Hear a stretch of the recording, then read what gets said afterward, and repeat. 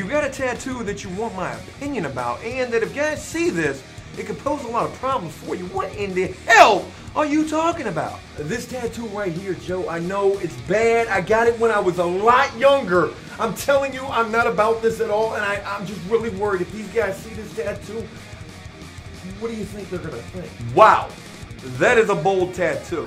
When did you say you got that? You said you got that when you were a lot younger. Dude, you're 18 years old. When did you get that tattoo? When you was like 12? Tattooed right there on this guy's chest, bright as day, bold, super outline, and dark, was this big old...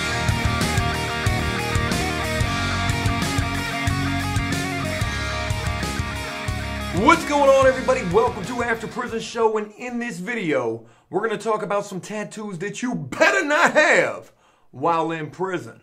These are also some tattoos that you could live to regret forever, such as tattoos that you get while locked up that you might think are cool, but then when you get out there into the free world, if you do get the chance to get released, realize later in life, maybe while trying to get a job, that it probably wasn't a good idea to get desecrate tattooed across your face, or maybe even an ice cream cone tattooed on the side of your face. And I don't even know why you would get an ice cream cone tattooed on your face. What kind of hardness could that possibly represent? Because when I think about ice cream, I think about things that are usually sweet and soft. But then again, who knows? Maybe that was the message he was trying to send in the first place. I'm going to be telling you a couple of prison stories in relation to tattoos you better not have while locked up. But before we get to that, I want to touch on something real... Joe, touch on something though. I want to talk about a crazy tattoo that just gained national attention after a 70-year-old man was rushed to a hospital in Florida unresponsive with no form of identification, nobody there with him,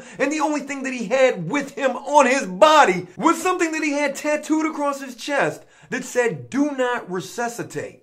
And you know, the doctors, they honored that request. This guy was 71 years old, unresponsive, no form of identification, and nobody there with him. The only thing that he had was this tattoo saying basically, "Hey, just let me go." And the doctors, they did just that. They did not resuscitate this guy. And because of that, obviously, he is dead. Now, there's a lot of speculation as to whether this was the ethical thing to do, whether they should have tried to do something else instead of just reading some words that were crudely tattooed across this man's body saying, "Do not resuscitate." And you know, it's with this story right here that really brings up that whole point. There's some tattoos you could get that you could live to regret forever, or until you're no longer living to regret them. And you know, all of this really makes me wonder how many other people out there who have this same exact tattoo, because I know for a fact there's a lot of them. I've even seen guys in prison with this tattoo who are potentially wondering to themselves right now what they're going to cover this tattoo up with, because they ain't trying to end up in the same situation this 71-year-old man did. And you know, I really want to know what all of you think about this. Do you think the doctor should have honored this? Do you think they possibly should have tried to resuscitate this guy and not gone so much off of something that was just tattooed on his chest? Again, I really want to know what you think. Personally, I don't know. I'm a little conflicted about the situation. If you get a tattoo that says something as crazy as that, then at least I'm of the mindset that maybe that's something that you really want to happen if ever you're in a situation just like that. You know, I've also seen guys who are locked up who have a line tattooed right here across their throat, and underneath it, crudely written with some crazy little letters, it'll say something like, "Cut here." What if this 71-year-old Florida man didn't have "Do not resuscitate," but instead had "Cut here" tattooed on him? I wonder if the doctors would have honored that request. But moving on, let's talk about some tattoos that you best not to have while locked up. And this first tattoo, well, there's a pretty crazy prison story that accompanies this. I will never forget when I was young, first starting to get locked up at the ripe old age of 18 years old. I was in this cell block where I was one of only one other white guy inside of this housing unit. And this other white guy, he came in there sometime after me. He was the same exact age as me, 18 years old and dumb as a just like me. Except he was just a little bit dumber. And I'm going to explain to you exactly why. Now, mind you, inside of this cell block, this was a relatively small housing unit, and there were only like 15 of us in here. And I had just gotten in there a few weeks prior, and then all of a sudden, here comes this other guy. Now, me and this other guy, we kind of had some things in common. We were both 18 years old, and it was quite obvious that this was the first time either of us had ever been locked up. But by the time this other guy comes into the housing unit, again, I've already been in here for a couple of weeks and I'm starting to find my lane. I'm a young guy not really knowing how to move, what to do, where to go, who to talk to. But by this point, I'm starting to get the groove of things and I'm starting to see that this could potentially be a way of life for me for many more years to come. And I'm totally kidding when I'm saying that, but obviously that is what it would end up being, as I would end up getting locked up many more times after that. But with the fact that this was such a small housing unit, you can't help but to see what everybody's doing. Even if it's some stuff that you're really not trying to see. Again, this is a small confined area. You're going to be seeing everything that everybody's doing, even if you don't want to. You're going to be like, huh, duh, why ain't you got a sheet up? What you doing back there, man? And with that, I couldn't help but to notice how this other young kid was carrying himself in a way that I thought was just kind of strange. You know, this kid would stay fully clothed 24/7, no matter where he was going, whether he was going to the shower, whether we were going to rec, no matter what we were doing, he would never take his shirt off. And mind you, during this time, I mean, it is hot inside of this jail. You got guys running around with their shirts off, they're in their boxers, maybe in a pair of gym shorts. Ain't nobody in this housing unit staying fully clothed 24/7. Even when this kid was coming out of the shower, I mean, he was fully clothed. And I know this could be rationalized by saying, you know, hey, maybe he was scared. Maybe he didn't want nobody seeing him without his clothes on, just running around in his boxers. Maybe he was scared that something bad was going to happen to him. Yeah, all of that makes sense. However, I would soon learn that that was not the case at all. Because this kid would end up coming up to me a couple of days later asking for my advice. And he pulled me to the side. We're sitting inside my cell and he says, hey, Joe, can I talk to you for a minute? I gotta ask you a question. Man, what you about to ask me? That don't sound good at all. But this kid wanted to talk to me inside of my cell. We go inside the cell and he says to me, Joe, I'm really worried about this tattoo that I got. I got this when I was younger. I swear I'm not about this at all, but I know if these guys in this housing unit see this, it's probably gonna be some problems for me, and I really want your opinion on it. You got a tattoo that you want my opinion about, and that if guys see this, it could pose a lot of problems for you. What in the hell are you talking about? This tattoo right here, Joe, I know it's bad. I got it when I was a lot younger. I'm telling you, I'm not about this at all, and I'm just really worried. If these guys see this tattoo, what do you think they're gonna think? Wow, that is a bold tattoo. When did you say you got that? You said you got that when you were a lot younger. Dude, you're 18 years old. When did you get that tattoo? When you was like 12? Tattooed right there on this guy's chest, bright as day, bold, super outlined, and dark, was this big old swastika. Now, no matter how you feel about that, what you feel it represents, I know a lot of people say it represents all sorts of different things. I can tell you one thing for certain, inside of jail, that's only going to represent one thing. And again, with the fact that we are the only two white guys inside of this housing unit, I ain't want no parts of this conversation at all. Because now, my worst fear was that somebody was going to walk by and see this kid with his shirt off like, what you think of my tattoo, Joe? And I, in no way, wanted to be associated with anything like that. Yep, you're definitely going to have some problems with that tattoo if I were you, and thank God I'm not. I try to cover that thing up at all times, make sure nobody sees that. But look, man, I gotta go. Do your best to try to fit in around here, and peace!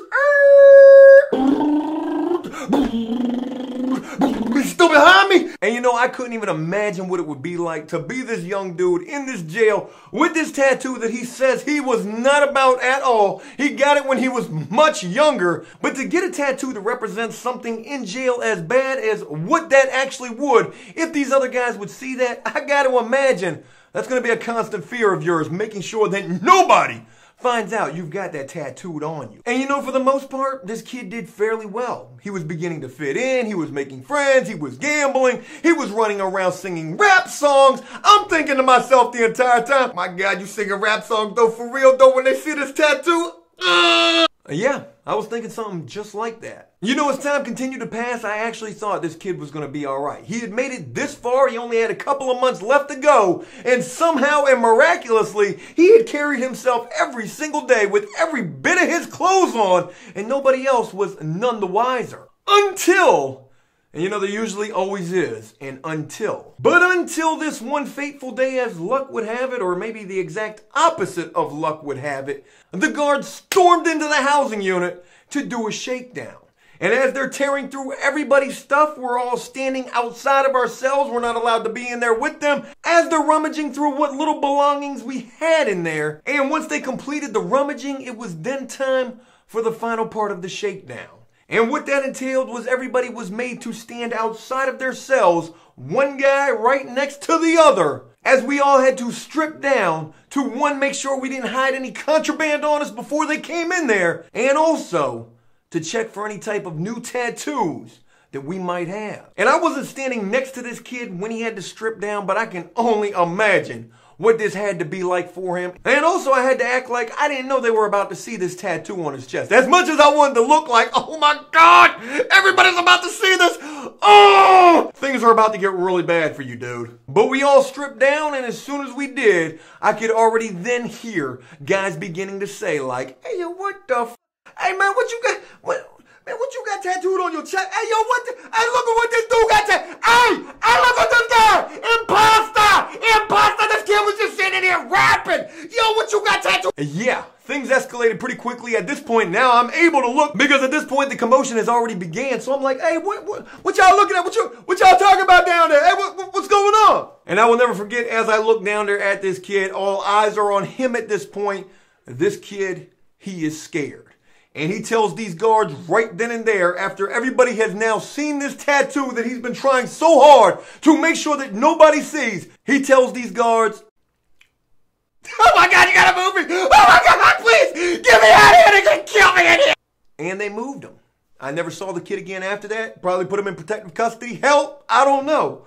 All I know is after that, guys were coming up to me like, hey, yo, Joe, you knew this dude had this? Man, I ain't have no idea. Look it, I got no tattoos. I ain't about that at all. I mean, the kid was rapping. I thought it was cool, too. He was an imposter. He fooled us all. I ain't know for real. I ain't know. I lied to you not. The tattoos that this other kid had almost got me beat up as well. And if you're wondering as to why I never tried to cover this tattoo up for this kid, well, back then during this time, again, mind you, I'm just getting locked up for the first time.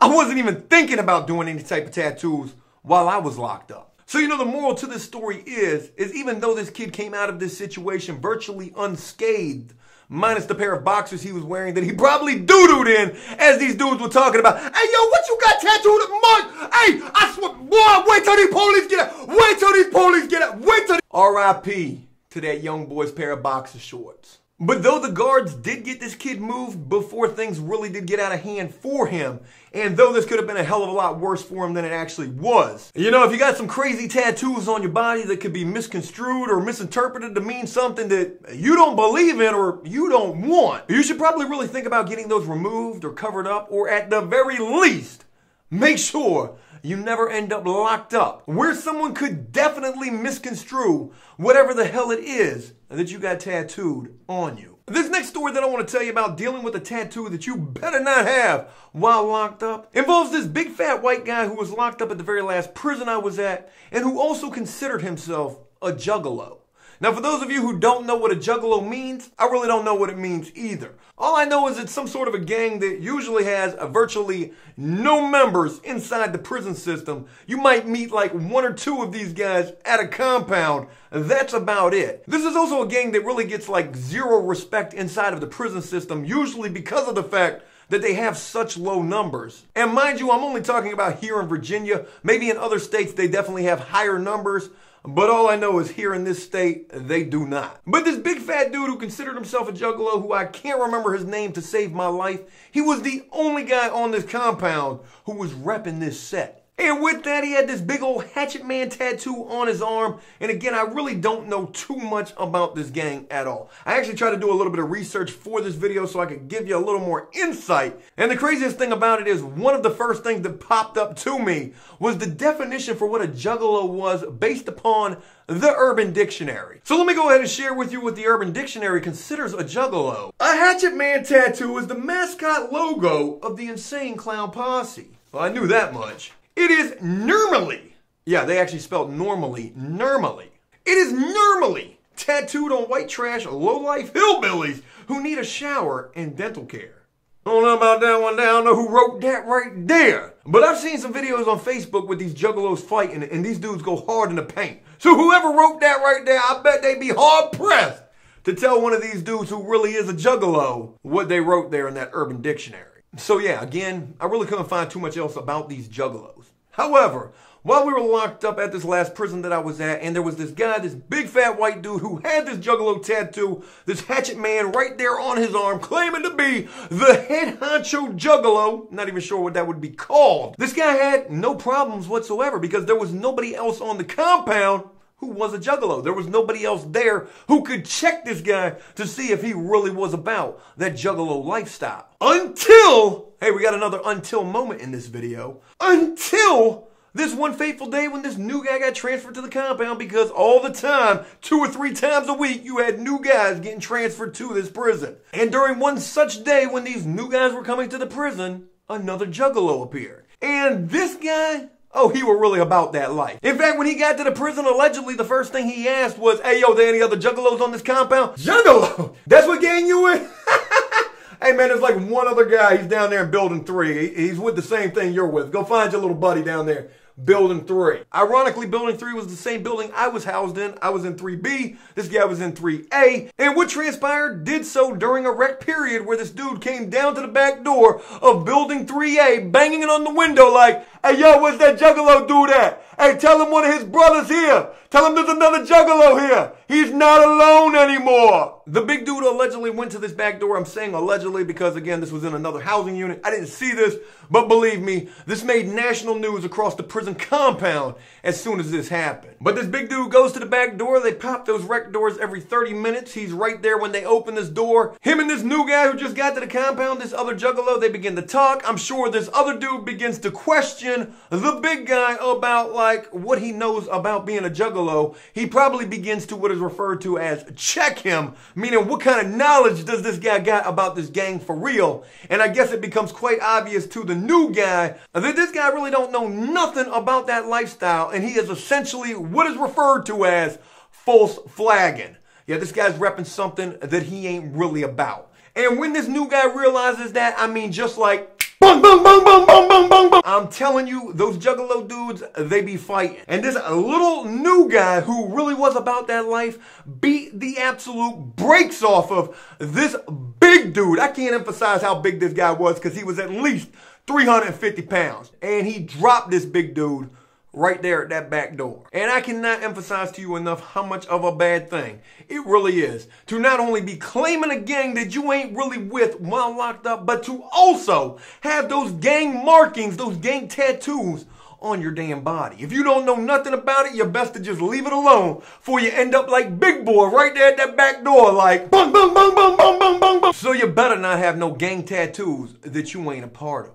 The crazy thing about this is there are tattoos that guys can get that they might not even realize are gang tattoos. Such as simple stars, for example. Guys who get these stars all over their arms, maybe across their chest, wherever. You get these 5-point stars on your body, or even 6-point stars like a Star of David.